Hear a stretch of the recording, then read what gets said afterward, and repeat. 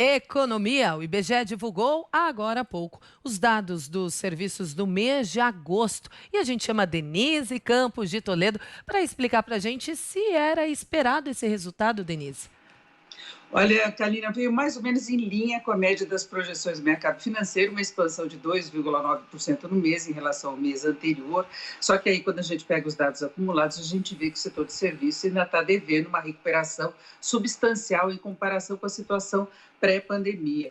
Quando você tem, então, em relação a julho, essa expansão de 2,9%. Agora, agosto contra agosto do ano passado, queda ainda de 10%, no acumulado de janeiro a agosto, menos 9%, e o acumulado nos últimos 12 meses, menos 5,3%. E aí, na composição, você vê que serviços prestados às famílias continuam num plano muito negativo, o acumulado no ano menos 38,9%, e nesse segmento o que chama mais atenção ainda é a dificuldade de recuperação das atividades turísticas. Dá para entender porque elas podem retomar parcialmente em várias cidades do país, ainda com restrições, por exemplo, em relação à lotação dos hotéis, restrições também dos restaurantes e ter cautela da população pelo medo de contaminação. Então você tem uma recuperação importante quando você compara assim mês a mês, e essa recuperação já vem de alguns meses. Atividades turísticas, por exemplo, tiveram expansão de 19,3% nessa comparação mensal. Agora, no ano, ainda é menos 38,8%. Então, o que se espera é que venha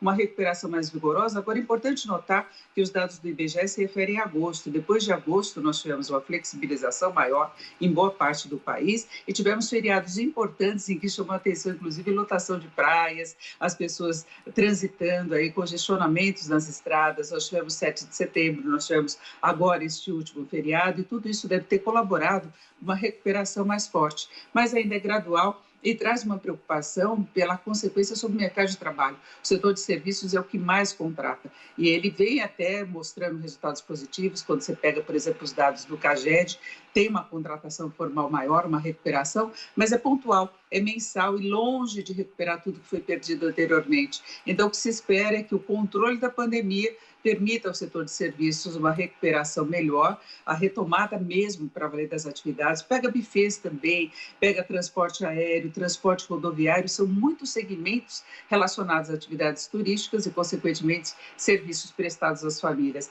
Mas continua em recuperação. A gente gostaria de ver uma recuperação muito mais forte, mas é isso que se tem até em função da pandemia. E a abertura do mercado hoje, Denise? Olha, o mercado bastante cauteloso, tanto aqui como no exterior. Ontem nós tivemos na Bolsa de Valores reflexo do dia anterior, que tinha sido feriado aqui no Brasil, o movimento foi positivo lá fora, então a Bolsa foi tudo bem. Agora nós tivemos uma certa confusão no mercado financeiro ontem, pressão inicial na curva de juros, que é o custo da colocação de títulos do governo. Nós tivemos também uma pressão muito forte do dólar, isso levou o Banco Central a atuar com a colocação mesmo da moeda, e tanto o Tesouro como o Banco Central estão adequando aí os prazos dos títulos a essa desconfiança do mercado financeiro, especialmente em relação às condições fiscais do país, as condições das contas públicas. Então, eles importaram muito prazo e aí o mercado acabou derrubando os juros, não é porque você está trabalhando numa situação de curto prazo, mas aí tem um quarto da dívida do governo vencendo daqui a um ano.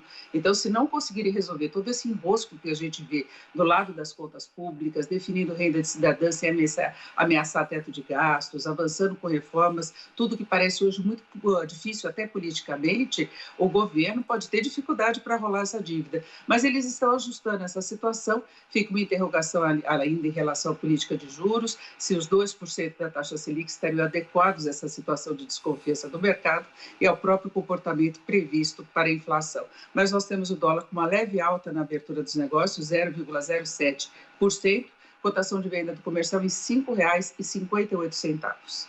Obrigada, Denise, pelas informações. Bom trabalho para você.